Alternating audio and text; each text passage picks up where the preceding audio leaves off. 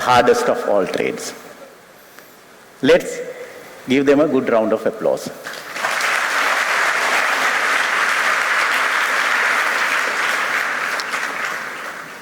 I am deeply honored by this opportunity to moderate this history-making event today. This event, I hope, will mark the beginning of a new democracy that will significantly strengthen democracy in Sri Lanka. And it will set a precedent in Asia. Sri Lanka, as you know, is a country with a multi-religious, multi-ethnic, and multilingual society. As professionals, we need to understand complexities of governing a country with people belonging to different cultures, with different dreams, aspirations, and purposes, if we were to make a meaningful contribution to the society. Our country has deep-rooted conflicts that challenge political leadership. Have had notable successes and setbacks. This is an attempt to offer reminiscences about each president's rule.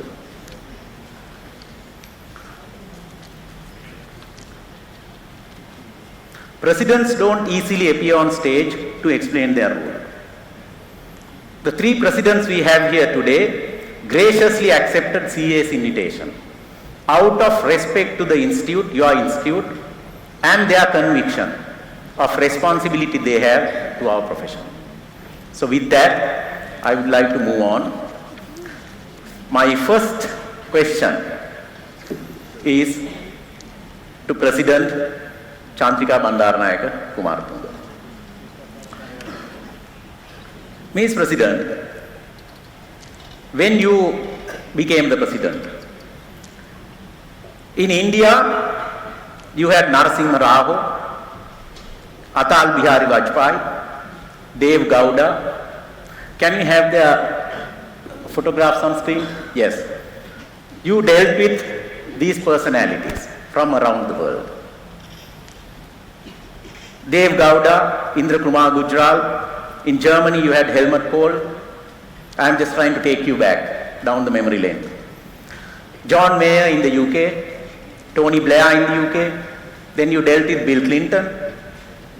You dealt with Jiang Zemin in China and Boris Yeltsin in Russia.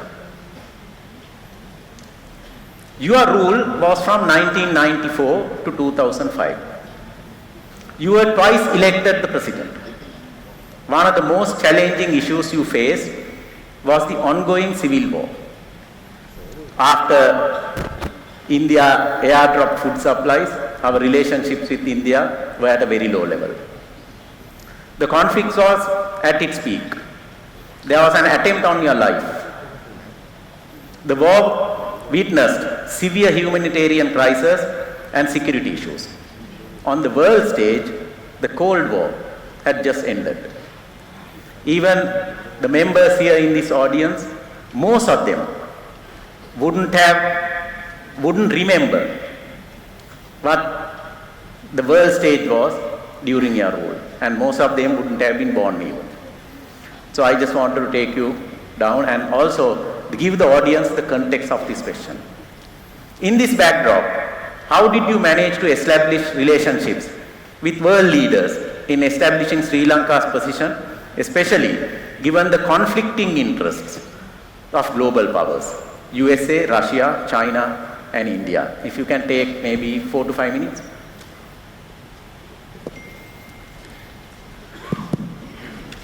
Your question is so complicated, I don't know whether I can answer it in 4 minutes. You travel the whole world. Later. I'll take it. Yes. Now I just want to hear from you how you manage these world powers in establishing our position. Because when you came to power, we were in a very precarious position. Well, you see, when we came into power in 1994, Sri Lanka had a very bad reputation for human rights violations. Yeah. Maybe the 2 years before I came into power was slightly better. It's not because I have the then Prime Minister next to me.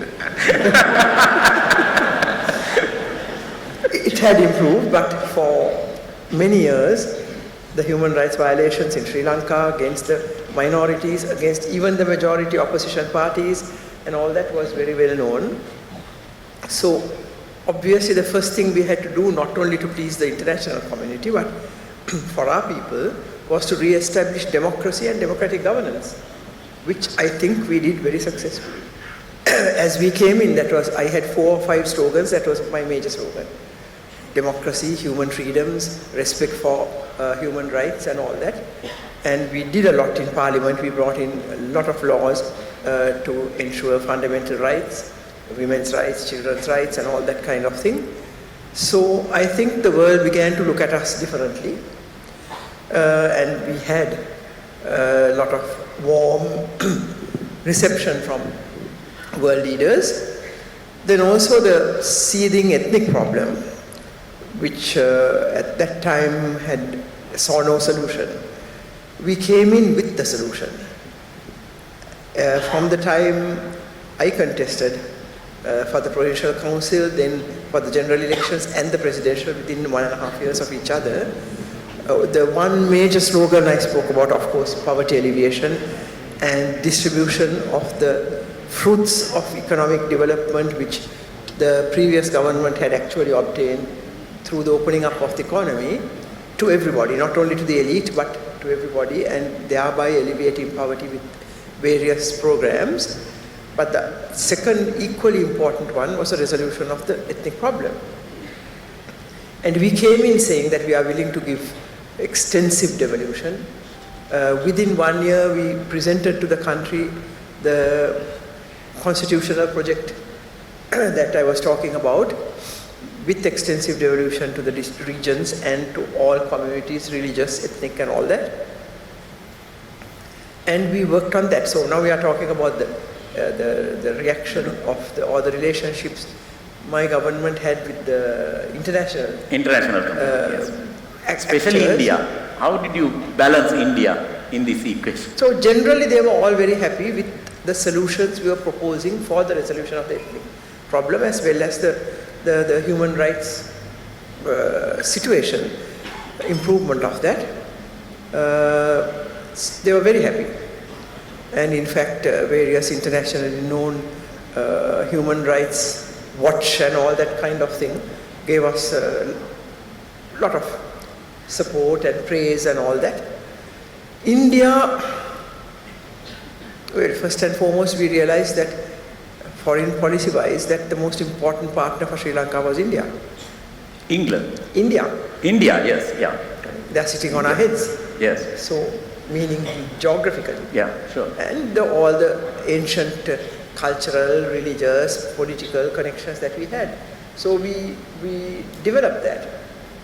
And we immediately started discussions with them. And we told them at that time India was fully involved in Sri Lanka, maybe even too much in trying to resolve the ethnic issue. So when they saw what we were proposing, they were very happy. But did USA, Russia and China encourage you to build better relations with India? What was their reaction? Not particularly. No, we had a very independent foreign policy, and we would not have tolerated anybody telling us what we should do. Right. And they didn't tell us. Okay. But we know that they must have appreciated it. Yeah. Because they were beginning to work very closely with India after the time period of Mrs. Indira Gandhi, where the relations with the US were very strained. The US and India were working closely. And they were happy. They showed us that they were happy, but they didn't come to tell us. And our relationship with the UK was also at a low level after the UK High Commissioner's incident just before you came to power. Yes. Yeah. So we were able, I think the main basis of trust that we were able to build with the world was that we improved the human rights situation, democracy, democratic governance, anti-corruption in a big way, and the ethnic issue. Okay. So once that basis was there, it was very easy to build relations, one-to-one good relations with the foreign leaders. Yeah. Thank you. Moving on to President Maithripala Sirisena. ඔබතුමා ජනාධිපති වෙන්න 2015 ජනාධිපති වෙනකොට ඒට ඉස්සෙල්ලා තිබිච්ච අවුරුදු 10 බලුවොත් ජනාධිපති මහින්ද රාජපක්ෂ මේ ඉන්විටේෂන් එක ඇක්සෙප්ට් කරලා තිබුණා. හැබැයි අවසාන මොහොතේ එතුමාට එන්න බැරුව ගියා. එතකොට එතුමාගේ කාලේ දූර කාලේ වැඩිපුරම තිබුණේ යුද්ධයේ අවසාන අදියර. ඊට පස්සේ යුද්ධයේ ජයග්‍රහණය තීරණාත්මක වගේම මතභේදාත්මක වුණා. රාජ්‍ය ආරක්ෂාව, මිනිස් අයිතිවාසිකම් සහ මානසික කරුණු ගැන හුඟක් ජාත්‍යන්තර වශයෙන් කතා බහට ලක් වුණා. එතකොට ඔබතුමා ජනාධිපති වෙනකොට ලෝකයේ අනිත් රටවල් වල හිටියේ ඇමරිකාවේ බැරක් ඔබාමා හිටියා. ඊට පස්සේ කෙටි කාලයකට ඔබතුමා ඩොනල්ඩ් ට්‍රම්ප් ජනාධිපතිතුමාත් එක්කලා ගනුදෙනු කළා. ඊට පස්සේ ජර්මනිය ඔබතුමාම මතක් කළා එක දවසක්. ඇන්ජලා මර්කල් මහත්මිය හිටියා. GSP කන්සෙෂන්ස් වලට එහෙම. එතකොට UK වල එංගලන්තේ එක්සත් රාජධානියේ ඩේවිඩ් කැමරන්, තෙරේසා මේ, බොරිස් ජොන්සන් එක්කලා ගනුදෙනු කළා. චීනයේ සී ජින්පින් එක්කලා ගනුදෙනු කළා. නරේන්ද්‍ර මෝඩි ඉන්දියාවේ, ව්ලාඩිමිර් පුටින් හිටියා රෂ්‍යාවල. මේගොල්ලන් එක තමයි ඔබතුමා ගනුදෙනු කළේ. එතකොට ඔබතුමාගේ පාලන කාලයේ සනිටුහන් උනේ අභියෝග හා අවස්ථා මිශ්‍රණයක් හැටියට. Mix of opportunities and challenges. මේන් පෙනී ගියේ දේශපාලනය හා සමාජ ආර්ථික පරිසරයේ ඇති සංකීර්ණ බව. ඔබ පාලනය කළ සභාග රජයේ coalition government එක නිතරම දේශපාලන ගැටුම් තිබුණා. ඔබතුමා සහ පාර්ලිමේන්තු නියෝජනය අතර. එතකොට පාස්කු ප්‍රහාරය ඔබතුමාගේ රජය බලවත් ලෙස දුර්වල කළා. එසේම මේ පාලනයේ ආරම්භයේදී ඔබ 19 වෙනි ව්‍යවස්ථාව සංශෝධනය ගෙනාවා. ඒ හරහා පාරදෘශ්‍යභාවය, ට්‍රාන්ස්පරන්සි, යහපත් රාජ්‍ය පාලනයට අත්වැලක් ලැබුණා. good governance. ස්වාධීන කොමිසම් සභා ශක්තිමත් වුණා. එතකොට මේ පරිසරය ඔබගේ රජයේ ප්‍රතිපත්ති සම්පාදනයට හා ක්‍රියාත්මක කිරීමට මොන වගේ බලපෑමක්ද ඇති කළේ ඔබගේ පාලන කාලය තුලදී? එතකොට මේ ගෝලීය ලෙස බලවත් වගේම ලංකාව ගැන සැලකිල්ලක් දක්වන රටවල් ඔබතුමාගේ පාලනය දැක්කේ කොහොමද? හොඳයි, මුලින්ම ස්තුතිවන්ත වෙනවා ඔබේ මේ වැදගත් සමුළුවට මට ආරාධනා කිරීම පිළිබඳව. මම හිතන්නේ මේක ඓතිහාසික සමුළුවක් ලංකාවේ මෙතෙක් පෙර නොතිබූ ආකාරයේ. ඇත්තටම මම 2015 ජනාධිපති ධූරයට පත්වන විට මගේ අගමැතිතුමා රනිල් වික්‍රමසිංහ අගමැතිතුමා අපි දෙන්න වැඩ කෙරුවේ. විශේෂයෙන්ම සඳහන් කරන්නට ඕනේ අවුරුදු 30ක තිබුණු යුද්ධයට වඩා අසීරු අමාරු කාලයක් තමයි ලෝකේ ඕනෑම රටක යුද්ධයක් අවසන් වුණාට පසුව පශ්චාත් යුද සමය. පශ්චාත් යුද සමයේ තමයි ජාතීන් අතර සමගිය ගොඩ නැගීම, මිත්‍රත්වය, සැකය දුරු කිරීම, සහෝදරත්වය ගොඩ නැගීම, ඒ කටයුතු කිරීම. එතකොට ඒ සඳහා අපිට ඉතාමත් වැදගත් උනේ ප්‍රධාන වශයෙන්ම ලැබිච්ච ජාත්‍යන්තර සහයෝගය ඔබ සඳහන් කළා වගේ. ඒ ජාත්‍යන්තර සහයෝගය ලබා දීමේදී මම හිතනවා ගරු සිරිමාවෝ බණ්ඩාරනායක මැතිණියගෙන් පස්සේ වැඩිම ලෝකේ රටවල් සංඛ්‍යාවක් අපි සමග එකට වැඩ කෙරුවේ, සහයෝගය දුන්නේ, කිවිසුම් අත්සන් කෙරුවේ මගේ කාල සීමාව කියලායි මට මතක තියෙන්නේ. එතකොට පශ්චාත් යුද සමයක ඒ කටයුතු කරගෙන යෑමේදී එකක් තමයි මම බලයට පත් වෙන විට එක්සත් ජාතීන්ගේ සංවිධානයේ මහලේකම්තුමාගේ ඉඳලා සම්පූර්ණයෙන්ම අපෙන් ඈත් වෙලා. ඒ වගේම තමයි එක්සත් ජාතීන්ගේ මානව හිමිකම් කොමිෂන් සභාව සම්පූර්ණයෙන් අපෙන් ඈත් වෙලා. ලෝකේ රටවල් රාශියක් අපෙන් ඈත් වෙලා. ඒ මොකද අපි බලයට එන්න කලින් හිටු බලධාරීන් එක්සත් ජාතීන්ගේ සංවිධානයේ මහලේකම්වරයාගේ සිට ලෝකේ රටවල් අසල්වැසි රටවල් රටකටම බොරු කියලා බොරු පොරොන්දු දීලා අපි කෙරේ විශ්වාසය නැතුව තිබුණා.